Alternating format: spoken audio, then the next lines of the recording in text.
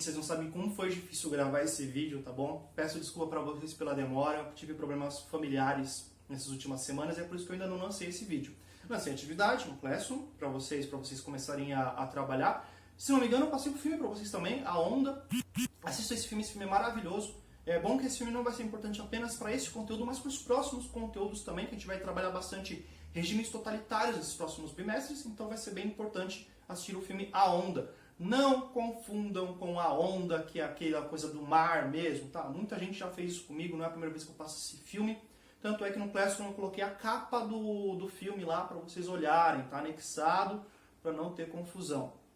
É sério, foi muito difícil fazer esse vídeo, tá? Porque teve muitos erros técnicos. Então vamos lá, ó. Vou resumir, tá bom? Algumas coisas que eu não vou conseguir falar, que eu vou cortar, eu vou deixar aqui embaixo para vocês darem uma lida depois em artigos e coisas assim. Qualquer coisa que eu deixar passar, eu vou tentar colocar lá, porque às vezes eu falo aqui e depois eu lembro que é uma coisa ou outra eu esqueci. Então eu vou pegar e vou começar a colocar lá, e vai ser bom porque a gente também trabalha essa parte de leitura e escrita, e a gente começa a trabalhar um pouco mais. Em agosto talvez a gente volte às aulas, tá bom? Eu não sei se eu estou preparado para isso, porque a gente ainda não tem vacina para isso. Então eu estou meio preocupado com isso, mas não vamos debater isso agora. Manda quem pode, obedece quem tem juízo, e é isso, tá bom? Então provavelmente em agosto a gente vai ter algum parecer de retorno das aulas. Tema de hoje, Revolução Russa. Como eu falei, eu vou tentar resumir, tá bom? Deixar esse vídeo o menor possível para ficar mais fácil para vocês. Revolução Russa. Nós sabemos que dos últimos vídeos que a Rússia ela participou da Primeira Guerra Mundial, ela tem uma presença muito importante na Primeira Guerra Mundial, e eu também falei para vocês sobre os motivos dela estar na Primeira Guerra Mundial. Lembrem-se, pan-eslavismo, região dos Balcãs, lembra todas essas ideias de imperialismo, que a gente vai mais ou menos lembrar por que eles estão lá. Durante a Primeira Guerra Mundial, nós temos um momento muito importante que é a corrida armamentista, que é a paz mundial. Durante essa paz mundial, os países estão se industrializando, procurando se armar melhor, procurando inventar novas armas para combater ali, para começar a Primeira Guerra Mundial. Todo mundo sabia que a Primeira Guerra Mundial ia acontecer, só não sabia quando ou como. Então o pessoal começa a se armar e se preparar. Nesse momento nós temos uma coisa muito interessante que é os parâmetros. Nós começamos a comparar os países. Nós temos a Inglaterra, berço da industrialização. Nós temos a França, muito poderosa. A Alemanha, nem se fala, muito poderosa nesse momento histórico. E nós temos a Rússia participando da Primeira Guerra Mundial. Porém, a Rússia ela é um país extremamente feudal. Ele é um país que parou no tempo. Só que a gente não tinha parâmetro, não tinha comparação. E nesse momento nós temos a comparação. 80% da economia russa, nesse momento, era totalmente da fazenda, era totalmente agropecuária, era totalmente atrasada. E quando eu digo fazenda, essas coisas, a gente até pensa em máquinas e coisas assim, mas não, era braçal mesmo. Então ela realmente parou no tempo e ela vivia um estilo de política feudal, absolutista também, algo que nesse momento histórico não fazia mais sentido. Então ela estava mais ou menos que apanhando para conseguir seguir esse ritmo acelerado de corrida armamentista. Coisa que a Inglaterra vai fazer o favor de ajudar, a França vai fazer o favor de ajudar, mas vai servir como comparação. Todo mundo vai começar a perceber o quanto eles estavam atrasados. Se o seu país é atrasado, o que você faz para você conseguir acompanhar o ritmo acelerado de produção em massa de armas? Impostos. Aumenta-se os impostos, aumenta os impostos, aumenta os impostos. Até você conseguir ter condições financeiras o suficiente para trazer aquelas tecnologias para o seu país e poder acompanhar esse ritmo acelerado. E isso vai acontecer, fazendo com que a Rússia entrasse num problema absurdo ali. Vai ser uma bola de neve que só tende a crescer. As dívidas vão crescer, a fome vai ser uma coisa absurda, a violência vai ser cotidiana, a Rússia entrou em parafuso, tem muitos problemas sociais acontecendo. Vai ter um momento da Rússia que vai ser natural, você está conversando com uma pessoa e a pessoa fala, tal pessoa morreu do quê? Morreu de fome. Era normal, era impossível você não conhecer, você não ter um colega, um conhecido que morreu de fome nesse momento da Rússia. Você realmente estava passando por muitos problemas. A paz mundial é um período muito grande, como eu falei para vocês. Então, o cara que estava no comecinho como o rei, não vamos falar rei porque não é a palavra certa, é czar, o czar da Rússia, que é a figura de rei, é a mesma coisa. Esse cara, ele não vai ser o cara que vai estar efetivamente na Primeira Guerra Mundial, tá bom? Então vamos falar um pouquinho do cara que vai estar na Primeira Guerra Mundial, que é o Nicolau II. O Nicolau II ele não é um rei absolutista, não é um czar absolutista, no caso, boçal, tá bom? O pai dele era o pai dele era meio escroto. Também não quer dizer que o Nicolau II não seja escroto, mas sempre quando a gente usa esse termo de reis absolutistas, nós lembramos os piores possíveis. Então vamos amenizar um pouquinho para o Nicolau, mas nem tanto porque ele ainda é um rei absolutista escroto também, mas não tanto quanto os outros. Ele vai tentar conversar com o pessoal, ele vai tentar resolver alguns problemas sociais. O problema é que ele estava pegando o reino todo ferrado, o reino estava todo cagado já, não tinha mais como resolver alguns problemas ali. E o pessoal já estava muito desanimado e a popularidade do Nicolau II era péssima, ninguém gostava dele. Até mesmo coisas mais básicas, tá? É que, como eu estou falando de uma galera meio feudal, então é uma galera extremamente conservadora também nos conceitos mais religiosos fanáticos possíveis. Então, por exemplo, o Nicolau teve muitas filhas e demorou a ter um filho. Isso era um motivo para ele ser impopular também, tá bom? Então nós estamos falando de um regime extremamente machista também. Ele vai ter várias filhas e apenas um menino. Esse menino vai ser o herdeiro do trono, para quem não lembra, é conteúdo básico. Nós, quando estamos falando de regimes absolutistas ou regimes de Idade Média e Idade Moderna, nós falamos também de regimes extremamente patriarcais, extremamente machistas. Então, esse moleque ele vai ser o herdeiro absoluto, ele é o cara que é o sucessor do trono, e ele tem que ter o cuidado máximo porque ele é o sucessor. O problema é que esse moleque ele tinha uma doença. Hoje em dia nós conhecemos essa doença como hemofilia. Trata-se de uma doença extremamente rara, muito difícil a gente conhecer pessoas que têm essa doença, extremamente rara mesmo, e hoje em dia o tratamento é bem fácil. Essa doença ela consiste em sangramentos por orifícios e pode até surgir um tipo de hemorragia, mas é um pouco mais raro. E essa doença ela pode até passar naturalmente. Tem pessoas que têm na adolescência e depois nunca mais vai ter e passa. Só que o problema desse menino é que era um pouco mais sério. Ele realmente estava com alguns problemas de saúde muito sérios. E o Nicolau II vai tentar tratar ele em vários lugares do mundo. Só que ninguém vai encontrar solução, porque era uma doença extremamente rara, ninguém conhecia, nem tinha nem nome ainda, então precisamos saber o que fazer. Aí surge uma figura, que vai ser a figura mais importante, o mito mais importante da Rússia, que o mundo inteiro vai conhecer, que é o Rasputin. Rasputin era um cara que ele se dizia bruxo, se dizia chefe das magias negras, sabe? Então ele era uma figura bem estranha. Ele era muito alto, usava roupas negras, uma barba gigante. Pera, tô me falando de mim, né? Não, pera. Ele era um pouco estranho, tá? Mais do que eu. E eu vou colocar umas imagens para vocês verem quanto ele era estranho. O Rasputin, ele era um cara que não deveria estar ali, na verdade. Porque nós estamos falando de uma galera que era muito religiosa, um país extremamente católico, e que a igreja tinha uma influência absurda ainda. Como eu falei, atrasado mesmo, bem feudal.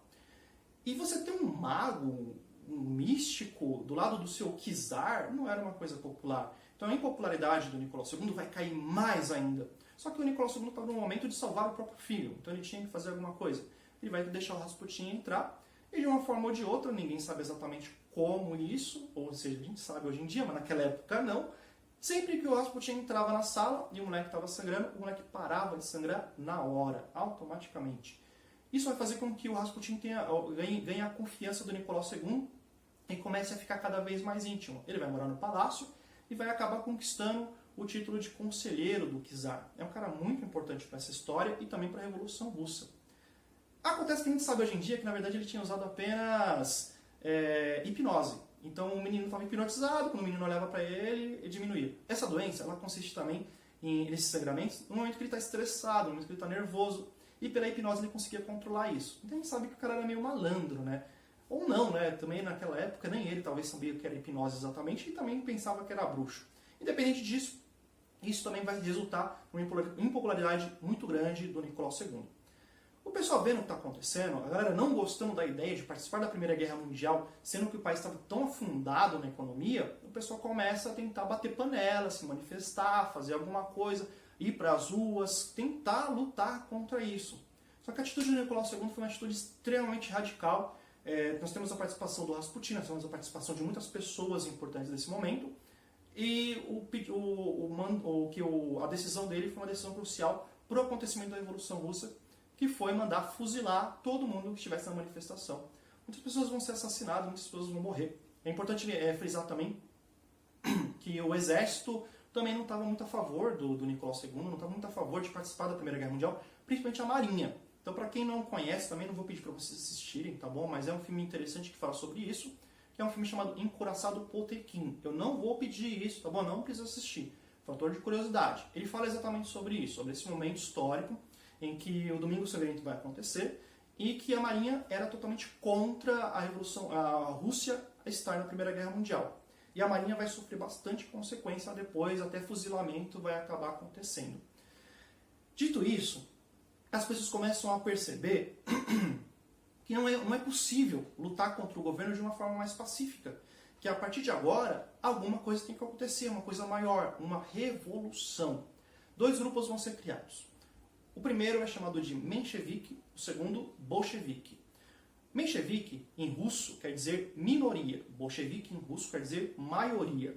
Mas não é para a gente identificar minoria e maioria como a gente está acostumado, tá bom? Minoria, que eu estou dizendo aqui, é quantitativo, não é social. A gente fala hoje em dia de minorias, a gente fala sobre a sociedade, a gente fala sobre classes sociais, a gente fala sobre minorias, pessoas que são delegadas às sombras do que a sociedade econômica está falando. Aqui não, estou falando de números. Mencheviques, minoria, bolcheviques, maioria, quantitativo. Por que essa separação? Porque em boa parte dos mencheviques eram pessoas ricas, e isso era um menor número dentro da sociedade russa nesse período.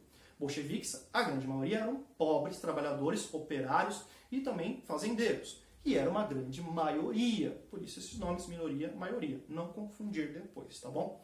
Esses 2 grupos tinham ideias paralelas para o que poderia acontecer numa revolução. Os mencheviques, eles acreditavam que as ideias de Karl Marx, o comunismo, que hoje em dia é tão endemoniado, o comunismo ele deveria vir com calma, com paciência. Então eles são meio conservadores. Eles acreditam que como nós estamos no feudalismo, nós temos que sair do feudalismo, começar o capitalismo, implementar o liberalismo de Adam Smith, implementar essas ideias industriais, e depois que os operários tiverem consciências de classe, aí sim o país estaria preparado para um comunismo. Então para eles tem que ser tudo com calma, com paciência, passo a passo. Karl Marx também concorda um pouco com isso.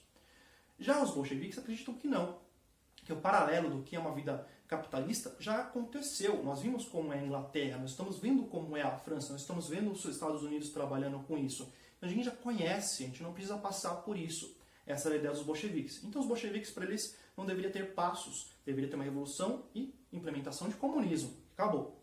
Independente das ideias diversas, os 2 concordavam com uma coisa. O Nicolau II tinha que cair. O governo russo tinha que se transformar. Alguma coisa nova tinha que acontecer e a fome desse pessoal tinha que acabar. Eles vão se unir e a Revolução Russa vai acontecer. Em 1917 acontece a Revolução, Nicolau II vai cair, mesmo porque boa parte do seu exército estava na Primeira Guerra Mundial, então não tinha muito como se defender. Eram muitos, os bolcheviques eram muitos. Nós temos 2 exércitos sendo formados aqui, que é o Exército Vermelho e o Exército Branco. O Exército Vermelho dos bolcheviques, o Exército Branco dos mencheviques. E o Exército Vermelho era gigante, era muita gente. Então era meio difícil combater. Então ele vai cair e agora nós temos a Revolução acontecendo. Só que, por mais que todo mundo pense que os bolcheviques vão ser os primeiros, vão subir ao poder, quem subir ao poder primeiro é os mencheviques. Nós temos algumas figuras muito importantes. Nós temos o Lenin, que é o líder dos bolcheviques, e o Lenin é a figura mais importante da Revolução Russa, fácil, e o Lenin concorda muito com o que os mencheviques estão falando, apesar dele estar do lado dos bolcheviques. Então ele vai fazer essa política, esse meio termo, e vai concordar que os mencheviques sobem ao poder. O seu braço direito é o Trotsky. O Trotsky já é um cara um pouco diferente, já não concorda tanto com os mencheviques. E o Stalin, terceiro cara, que não concorda nem um pouco. Nós temos 3 caras importantes aqui então. Nós temos o Lenin, que é um cara que ele quer colocar o comunismo na Rússia, mas ele só quer resolver os problemas da Rússia com o comunismo, mas só isso. O Trotsky é um cara que ele quer pegar essa ideia do comunismo e propagar para o mundo. Ele quer fazer uma propaganda para que o mundo comece a fazer isso. Ah, lá na África estão passando fome, implementem isso. Ah, lá na América do Sul estão passando por necessidade, implementem isso. Seria mais ou menos essa ideia do Trotsky. E o Stalin, que também não está muito querendo se envolver com os outros países, só quer resolver os problemas do seu próprio país. E beleza, nós temos essas 3 figuras aí que depois vai ter alguns problemas por causa desses pensamentos. Mas por enquanto, está tudo bem. Mencheviques sobem ao poder, o nome do seu governo vai ser Governo Provisório, e a ideia deles era implementar essas ideias. Só que implementar o capitalismo demora, implementar o liberalismo demora, implementar a industrialização demora, e as pessoas estão morrendo de fome. Então esse governo provisório vai ser um meio curto, não vai durar muito tempo. Vai acontecer uma guerra civil e os bolcheviques tomam o poder. Vai ser o golpe no golpe. E aí sim o Lenin sobe ao poder. Lenin subindo ao poder, a primeira coisa que ele faz é mudar o nome. Nós não temos mais Rússia. De 1917 a 1991 não existe Rússia, é União Soviética. E a União Soviética ela já começa com o pé na porta. Primeira coisa, acabou a Primeira Guerra Mundial para eles. Chama seus homens de volta, manda uma carta de retratação para os países e acabou. Essa galera que ele toma de volta é bem emblemático porque o Lenin não concorda com as ideias imperialistas, ele não concorda com as ideias do darwinismo social, ele não concorda com aquelas ideias de neocolônias, de você invadir a África, de fazer aquilo tudo que eles estavam fazendo. Então isso é muito importante para a gente entender mais ou menos o que a União Soviética começa com sua própria ética. Então volta-se para lá e começa-se um governo comunista na União Soviética. Esse governo comunista, esse primeiro passo, é um passo muito importante e bem revolucionário.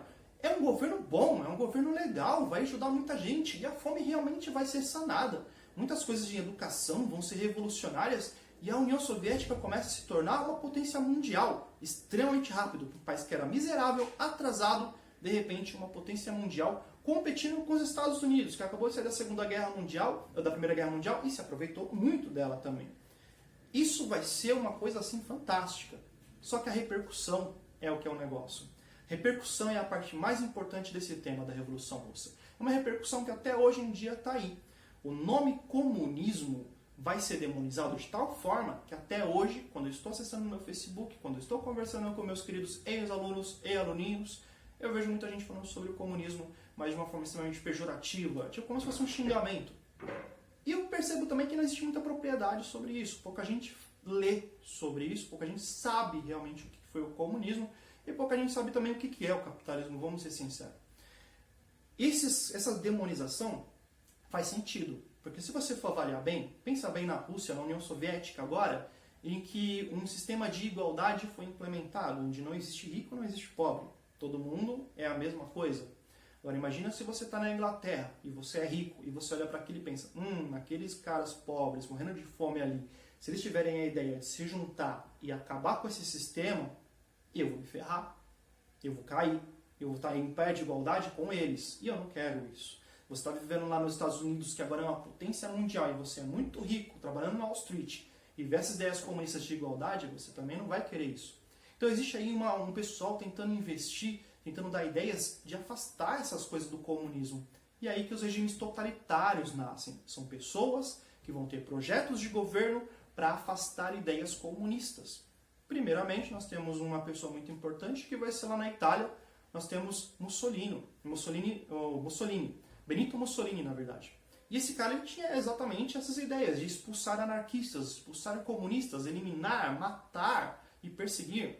Nós temos Adolf Hitler, que vai ser o regime totalitário da Alemanha, o nazismo, que também tem a mesma ideia, de pegar e caçar esses caras. Nós falamos muito da perseguição dos judeus, mas de vez em quando a gente esquece um pouquinho que nos campos de concentração, boa parte eram comunistas, que também vão ser perseguidos.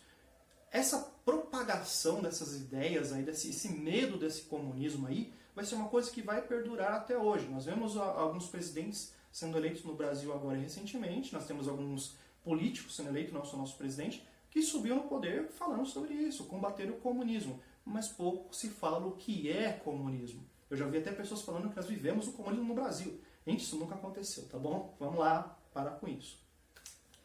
Por curiosidade, a figura do Rasputin. A morte do Rasputin é uma morte bem interessante. Eu não falei no caminho porque isso não vai estar em provas, não vai estar em trabalhos, eu não vou cobrar isso de vocês, nem eu, nem o vestibular, nem ninguém. É só por fator de curiosidade.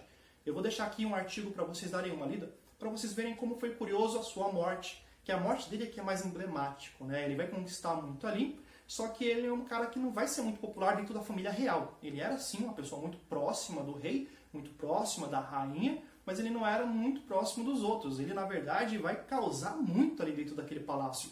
E o pessoal vai tentar matar ele. E é verdade, eles vão tentar envenenar ele primeiro, e ele vai cair duro no chão depois de um jantar que ele foi relutante de participar, na verdade.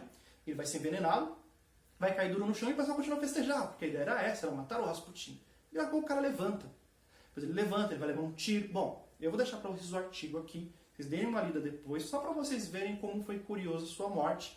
E até hoje, na verdade, o Rasputin ainda é muito lembrado com esse mito do que ele foi, do que ele criou e como ele foi importante e um pouco, até deu um pouco de medo nas pessoas nessa época por causa dessa coisa do feitiço. Mas eu não vou cobrar isso depois, tá bom? Gente, Revolução Russa é isso. Foi resumido, eu tentei resumir o máximo que eu consegui. Eu vou colocar alguns artigos aqui, são pequenos. Leiam, por favor, e vai ser importante depois para a gente trabalhar os próximos temas, tá bom? já deixei mais ou menos encaminhado para vocês, né? Graças à Revolução Russa, a repercussão vai acabar surgindo regimes totalitários. Então nós vamos falar logo mais sobre Adolf Hitler, nós vamos falar sobre o nazismo surgindo e também sobre a Segunda Guerra Mundial daqui a pouquinho. Já é um spoiler, né? Pessoal, desculpa demorar por ter lançado o vídeo, eu sei que já devia ter lançado faz tempo, como eu falei, tive problemas familiares recentemente, mas tá aí e eu vou tentar correr mais agora, tá bom? Tentar lançar pelo menos um por semana, tem também do Lutero que eu tenho que fazer logo mais, eu vou tentar fazer o mais rápido possível e tenham calma, vai dar tudo certo e eu acho que em agosto a gente volta a se ver. Beijo, abraço, se cuidem!